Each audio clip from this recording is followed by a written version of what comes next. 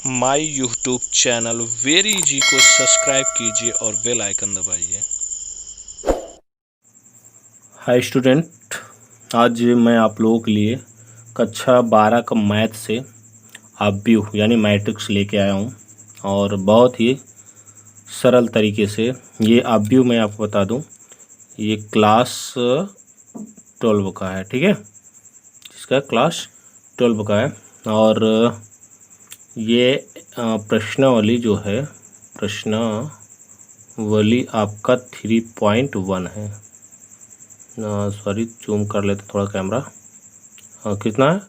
3.1 है। और बहुत ही हम आपको एक एक चीज़ इसमें बताएंगे, एक डिफिनीशन नहीं छोड़ेंगे, सारे टाइप्स बताएंगे इसके, यानी इसके कोट बताएंगे, क्रम बताएंगे, ताकि आपको प्रश्नावली में थोड़ा सा भी आपको कहीं डाउट ना रह जाए कि आगे क्या करना है। तो सबसे पहले हम लोग इसका डिफिनीशन जानेंगे कि ऑब्व्यू होता क्या चीज़ है, किसे हम लोग कह सकते हैं। और मैं बता दूं आपको, पक्का इसमें से जितने भी क्वेश्चन पूछे जाएंगे एग्जाम में, आप सारे क्लियर हो जाएगा आपको। चलिए हम आपको ऑब्व्यू का डिफिनीशन देखते हैं। आप लोग देख सकते हैं यहाँ पे हम लोग क्या है कि ऑब्व्यू का डिफिनीशन हमने लिख दिया है। क्या होता है कि यहाँ पे हमने दिखाया है कि यम एन संख्याओं के एक निकाय को यम पंक्तियों तथा यन स्तंभों में आयताकार सारणी के रूप में व्यवस्थित करने को यम गुणते एन क्रम या कोड को ऑब्व्यू कहते हैं। मैं आपको बता दूं, यहाँ पे आपको जो समझ नहीं आता, यम एन क्या है? संख्याओं की एक निकाय। निकाय मतलब मैं आपको बता दूं एक सिस्टम होता है। निकाय मतलब सिस्टम कह सकते हैं।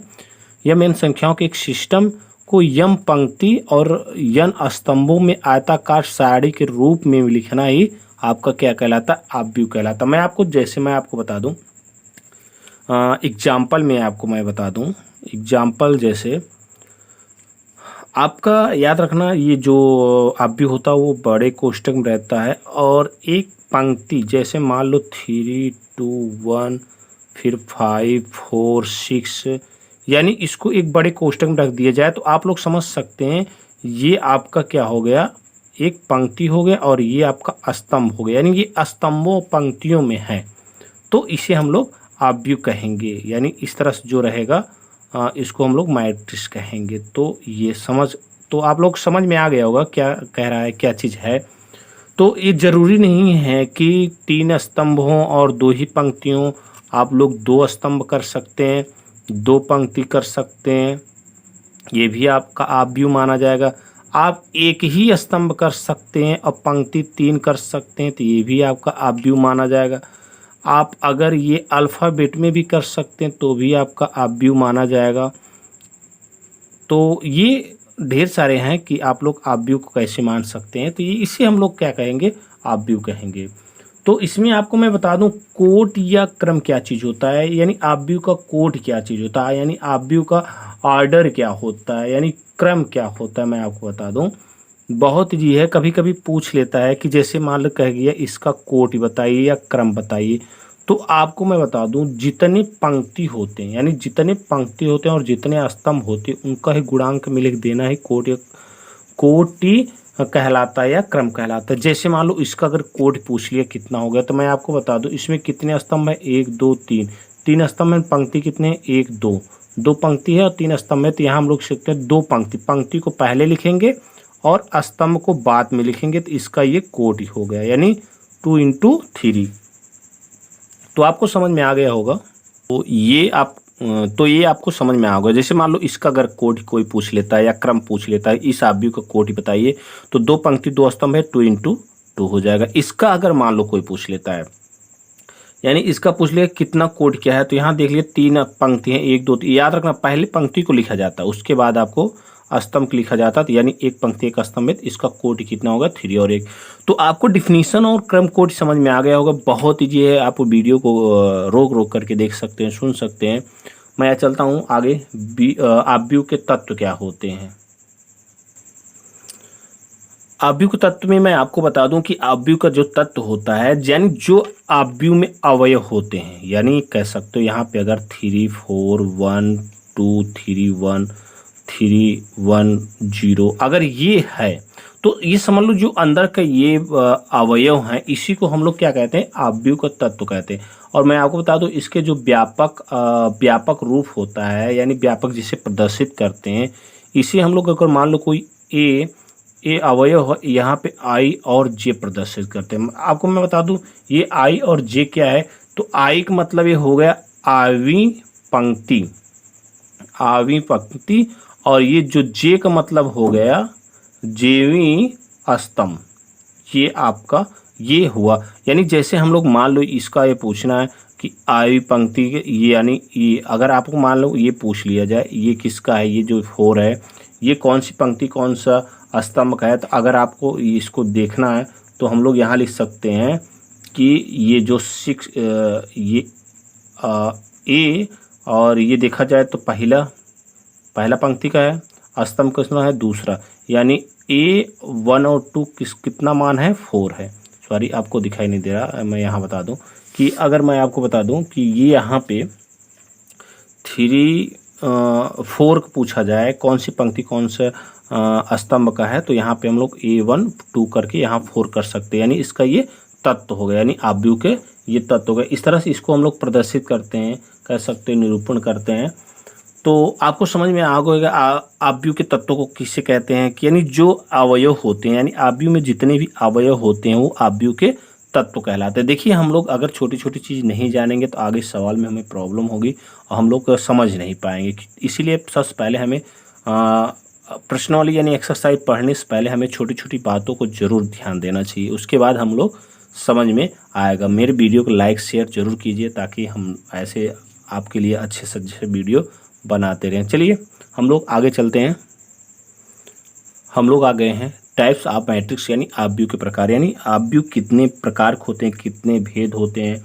मैं आपको सारे चीज़ बताऊंगा, एक एक चीज़ मैं बताऊंगा, क्योंकि अगर जब तक हम लोग ये सब जानेंगे नहीं तब तक हम लोग समझ में नहीं आएगा। तो चलिए हम लोग देखते हैं आव्यूह के प्रकार में। तो मैं आपको बताऊं पहला प्रकार जो है वो क्षैतिज आव्यूह। मैं पहला यहाँ तो हम लोग लिख सकते हैं कि आव्यूह निम्न प्रकार के हैं। निम्न प्रकार मतलब कई प्रकार के होते हैं या निम्न प्रकार के होते हैं। आव्यूह निम्न प्रकार के होते हैं, ये हम लोग जानते रहें। ये निम्न प्रकार के होते हैं, कौन कौन से होते हैं मैं आपको पहला मैं बता दूं, क्षैतिज आव्यूह। क्या पहला? क्षैतिज आव्यूह। क्षैतिज आव्यूह ये क्षैतिज आव्यूह। मैं हम लोग इसका डिफिनीशन लिखेंगे, उसके बाद मैं आपको समझाऊंगा। बहुत ईजी, मैं आपको बता दूं, अगर एक बार सुन लेंगे आप लोग तो तुरंत आपको याद हो जाएगा क्षैतिज आव्यूह क्या चीज़ होता है। क्षैतिज आव्यूह आप लोग देख सकते हैं, डिफिनीशन इसमें लिखा है कि जिस आव्यूह में पंक्तियों की संख्या स्तंभों की संख्या से कम हो तो उसे क्षैतिज आव्यूह कहते हैं। तो आपको समझ में आ गया होगा कितना सरल है, कि बस आपको ये चेक करना है कि पंक्तियों की संख्या जो है स्तंभों की संख्या से कम है या ज़्यादा है। अगर पंक्तियों की संख्या स्तंभों की संख्या से कम होता है तो आपको समझ जाना है कि ये क्षैतिज आव्यूह है। जैसे मैं आपको एग्जाम्पल में बता दूं, एग्जाम्पल इसके क्या होते हैं। हमने क्या बताया कि पंक्तियों की संख्या स्तंभों की संख्या से कम हो, यानी आपको मैं बता दूं जो सीधी लाइन, जैसे मान लो 3 2 1, ये आपका किस में हो गए? पंक्ति में हो गए। तो कह रहा पंक्तियों की संख्या स्तंभों की संख्या से कम हो, तो हमने स्तंभ कितने 1 2 3 स्तंभ आ रहा है यहाँ पे 2 1 5, यानी ये आप कह सकते हो। देखो एक स्तंभ 2 स्तंभ 3, यानी स्तंभ मतलब खड़े होते हैं और पंक्ति मतलब ये ऐसे। तो यहाँ पे एक स्तंभ 2 स्तंभ 3 स्तंभ, यानी स्तंभों की संख्या क्या है? ज़्यादा है। पंक्तियों की संख्या 1 पंक्ति 2 पंक्ति कम है, तो क्या होगा? ये आपका क्षैतिज आव्यूह होगा। तो समझ में आ गया आपको कि क्षैतिज आव्यूह कहते हैं। आप लोग एक एग्जाम्पल और मैं आपको दे रहा हूँ, जैसे यहाँ पे 3 2 4 5, यहाँ पे 2 1 0 5, यहाँ पे 4 3 2 1। तो आप यहाँ पे भी देख सकते हैं कि आपका कितने पंक्ति? 1 2 3 4 पंक्ति, स्तंभ 1 2 3 4 स्तंभ, और पंक्ति कितना? 1 2 3, यानी इसमें भी क्या है? आपका पंक्तियों की संख्या स्तंभों की संख्या से कम है। तो ये आपका क्या कहलाएगा? आपका क्षैतिज आव्यूह कहलाएगा। मैं आपको बता दूं कि यहाँ पे आपका कॉमन नहीं होता, 5 6 7, ये आपका क्या माना जाएगा? क्षैतिज आव्यूह माना जाएगा, क्योंकि इसमें 3 स्तंभ है, एक ही पंक्ति माना जाएगा। तो आपको समझ में आ गया होगा कि ये क्षैतिज आव्यूह क्या चीज़ होता है। हम लोग चलते हैं अगले में। ये दूसरा हमने ऊर्ध्वाधर आव्यूह, मतलब पहला प्रकार मैंने क्षैतिज पंक्ति बताया, अब दूसरा ऊर्ध्वाधर आव्यूह। मैं बता दूं कि जिस आव्यूह में पंक्तियों की संख्या स्तंभों की संख्या से अधिक होती है उसे ऊर्ध्वाधर आव्यूह कहते हैं। मैं आपको बता दूं इसके पहले क्या था कि पंक्तियों की संख्या स्तंभों की संख्या से कम होती थी, अब इसमें क्या होता है ज़्यादा होती है। जब कम हो पंक्तियों की संख्या स्तंभों की संख्या उसे क्षैतिज आव्यूह कहेंगे। जब पंक्तियों की संख्या स्तंभों की संख्या से अधिक हो तो उसे क्या कहेंगे, ऊर्ध्वाधर आव्यूह कहेंगे। जैसे मैं आपको बता दूं यहाँ पे एग्जाम्पल यहाँ पे हम लोग बता देते हैं आपको कि यहाँ पे 2 5 4 3 4 0 यानी ये हो गए। अब यहाँ पे आप लोग देख सकते हैं कि 1 2 3 पंक्ति हैं, स्तंभ कितने, 1 2 स्तंभ है।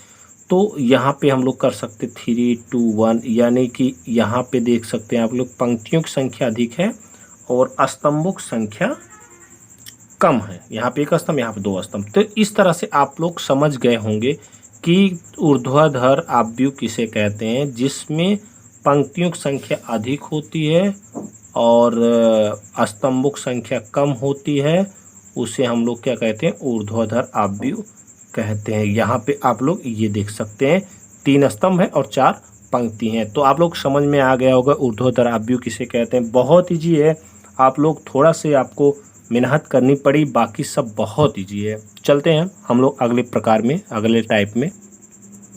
ये वर्ग आव्यूह है। वर्ग आव्यूह यानी स्क्वायर मैट्रिक्स है।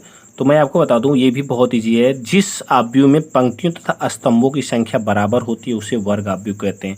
अभी तक पंक्तियों की संख्या कम ज़्यादा था, अब क्या हो गया, इक्वल हो गए यानी बराबर हो गए। अगर बराबर होती है पंक्तियों की संख्या, मैं एग्जाम्पल तौर पे आपको मैं बता दूं कि पंक्तियों की संख्या अगर बराबर होती है, स्तंभों की संख्या बराबर होती है, तो कौन कहलाएगा, वर्ग आव्यूह कहलाएगा। तो आप समझ गए होंगे वर्ग आव्यूह क्या होता है ये, यानी पंक्तियों की संख्या और स्तंभों की संख्या अगर बराबर हो जाता है तो उसे हम लोग वर्ग आव्यूह कह सकते हैं। ये आप लोग समझ गए होंगे वर्ग आव्यूह किसे कहते हैं। देखिए इसमें 2 पंक्ति 2 स्तंभ, इसमें 3 पंक्ति 3 स्तंभ है, यानी पंक्तियों और स्तंभों की संख्या अगर बराबर होती है तो उसे वर्ग आव्यूह कहते हैं। और मैं आपको बता दूं कि पंक्ति आव्यूह या पंक्ति सदिश किसे कहते हैं, मैं आपको यहाँ बता दूं।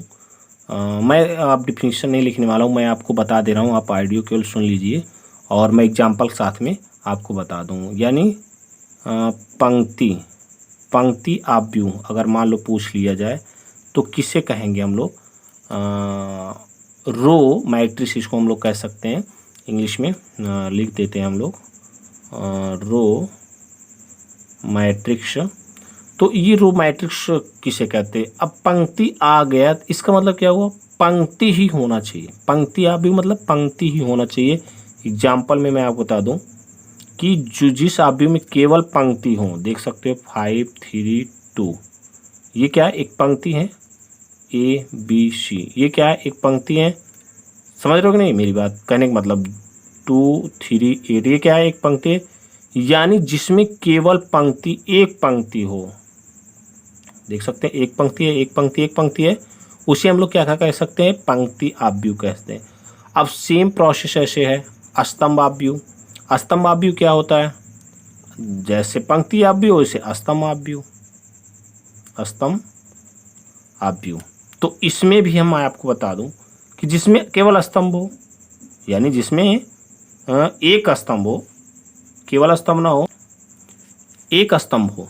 तो एग्जाम्पल मैं आपको ये भी बता दे रहा हूँ, जैसे 3 2 1, ये क्या है, एक स्तंभ है, तो इसे हम लोग क्या कह सकते हैं, स्तंभ आव्यूह कह सकते हैं। समझ रहे हो, ABC, ये क्या हम लोग कह सकते हैं, स्तंभ आव्यूह कहते हैं। समझ रहे हो कि नहीं, ये स्तंभ आव्यूह है। मैं आपको ये सब आव्यूह के प्रकार हैं। मैं आपको बता दूं रिक्त आव्यूह। रिक्त आव्यूह यानी शून्य आव्यूह, इसे हम लोग कह सकते हैं, यानी शून्य आव्यूह। क्या कह सकते हैं, शून्य आव्यूह या रिक्त आव्यूह, इसे हम लोग कह सकते हैं। रिक्त मतलब जानते हो आप लोग क्या होता है, ये शून्य आव्यूह। शून्य आव्यूह में आपको बता दूं जिसमें प्रत्येक तत्व शून्य होता है। जिस आव्यूह में प्रत्येक तत्व शून्य होता है वो शून्य आव्यूह कहलाता। मैं आपको बता दूं, जैसे प्रत्येक तत्व 0 0 0, देखो इसमें स्तंभ भी और पंक्ति भी, ये मैं आपको एग्जांपल बता रहा हूँ। पंक्ति भी स्तंभ भी सभी शून्य है। और यहाँ पे देख सकते हो ये जिसमें प्रत्येक अवयव शून्य होता है उसे हम लोग रिक्त आव्यूह या शून्य आव्यूह कहते हैं। तो आपको समझ में आ गया। अब मैं आपको बता दूं इकाई या तत्सम आव्यूह। तो मैं आपको इसका डिफिनीशन भी लिखूंगा क्योंकि ये इम्पॉर्टेंट है, आपके ये यूज जरूर होंगे। आप लोग देख सकते हैं कि इकाई या तत्समक आव्यूह, क्योंकि ये इम्पॉर्टेंट आव्यूह है, इसको आपको याद भी होना चाहिए कि इसमें दिया है कि जिस वर्ग आव्यूह के अग्र विकर्ण या मुख्य विकर्ण के सभी तत्व इकाई हों, इकाई यानी एक हों, तथा शेष सभी तत्व शून्य हो तो उसे इकाई या तत्समक आव्यूह कहते हैं। तो बहुत ईजी, आपको मैं पहले से कह दिया है वर्ग आव्यूह, यानी आपका आव्यूह कैसा होना चाहिए, वर्ग होना चाहिए। मैं आपको एग्जाम्पल में आपको मैं बता दे रहा हूँ, आपका वर्ग होना चाहिए, यानी वर्ग आव्यूह होना चाहिए, यानी जितने स्तंभ होने चाहिए उतने ही पंक्ति होने चाहिए। और मुख्य विकर्ण मैं आपको बताऊं, अग्र विकर्ण या मुख्य विकर्ण है, जैसे मान लो हम लोग लिख देते हैं एक एग्जाम्पल लिख देते हैं। जैसे यहाँ पे हम लोग 1 कर देते हैं, 0 0, फिर यहाँ 0, फिर 1, फिर यहाँ 0, फिर यहाँ 0, यहाँ 0, यहाँ 1। अब मैं आपको एग्जाम्पल दे रहा हूँ, देख सकते हैं आप लोग यहाँ पे 3 स्तंभ है और 3 पंक्ति है। आप लोग देख सकते हैं जब 3 स्तंभ 3 पंक्ति, यहाँ पे विकर्ण जो होता है ये शीर्ष से ये शीर्ष, यानी ये विकर्ण होते हैं, यानी मुख्य विकर्ण आपका यही माना जाएगा। और मुख्य विकर्ण की बात कर रहा है, मुख्य विकर्ण आपका क्या होना चाहिए, इकाई होना चाहिए। तो आप लोग देख सकते हैं कि ये इकाई है, एक एक है इकाई है, मुख्य विकर्ण इकाई है, और सभी इधर के और इधर सारे तत्व क्या है, शून्य है। तो ये समझ जाना तत्समक आव्यूह है, यानी इकाई आव्यूह है।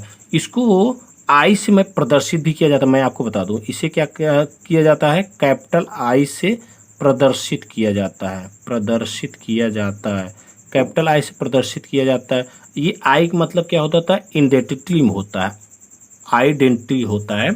इसका मतलब आइडेंटिटी मतलब होता है तत्समक, यानी यूनिट कह सकते हैं इसको हम लोग। ये आई से प्रदर्शित किया जाता है। तो आपको ये समझ में आ गया होगा एग्जाम्पल, यानी आपका वर्ग आव्यूह होना चाहिए और मुख्य विकर्ण इकाई होना चाहिए। तो जैसे मैं आपको बता दूं, एक और एग्जाम्पल मैं बता दूं, यहाँ पे 1 0 0 1 कर सकते हैं हम लोग। ये आपका क्या माना जाएगा, ये आपका तत्समक आव्यूह माना जाएगा। तो हम लोग चलते हैं अगले आव्यूह में। तो आपको समझ में आ गया होगा ये तत्समक आव्यूह क्या होता है। ठीक, मैं आपको बता दूं कि अगर मान लो ये इकाई ना आए, मुख्य विकर्ण में ये इकाई ना आए, अलग अलग अंक आए, यानी कहने का मतलब यहाँ पे आपका 2 दे दे, यहाँ पे 0, यहाँ 0, और यहाँ पे 2 दे दे, यहाँ पे 0 दे दे, यहाँ 0 दे, यहाँ 0, यहाँ 0, यहाँ 2 दे। कहने का मतलब आपका ये विकर्ण इकाई ना आए और दूसरा आए, यानी 2 दे दे या 3 दे दे, सभी समान हो। याद रखना, आपका इकाई न हो और सभी समान हो, तब हम लोग कौन सा आव्यूह कहेंगे, याद रखना, इसे हम लोग इसे हम लोग अदिश आव्यूह कहेंगे। कौन सा आव्यूह कहेंगे, अदिश आव्यूह कहेंगे। यानी कह सकते हो कि जिस वर्ग आव्यूह के मुख्य विकर्ण के सभी तत्व बराबर होते हैं उसे हम लोग क्या कहते हैं, अदिश आव्यूह कहते हैं।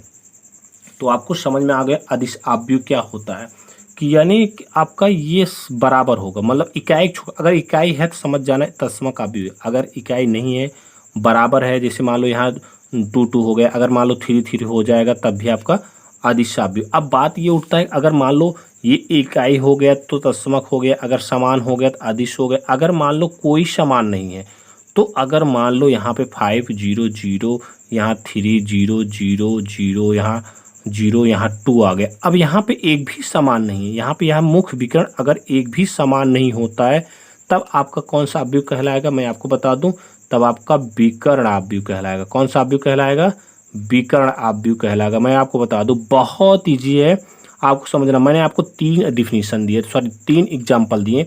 अगर इकाई आए, मुख्य विकर्ण आए, तब आपको तत्समक आव्यूह। अगर बराबर आ जाए, सदिश अदिश आव्यूह।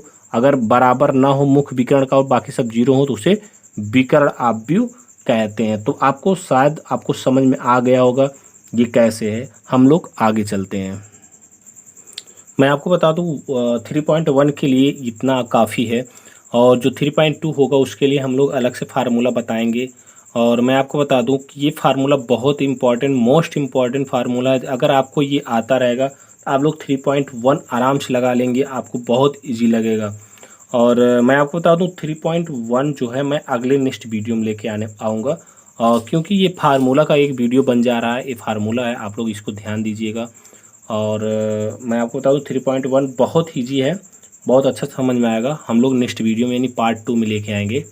हाँ, तब तक के लिए मैं आपको जय हिंद बोलूँगा, लेकिन उससे पहले आपसे ज़रूर निवेदन करूँगा, रिक्वेस्ट करूँगा, आप लोग सब्सक्राइब, लाइक, शेयर ज़रूर कीजिए ताकि सभी बच्चों को यह वीडियो पहुँच सके।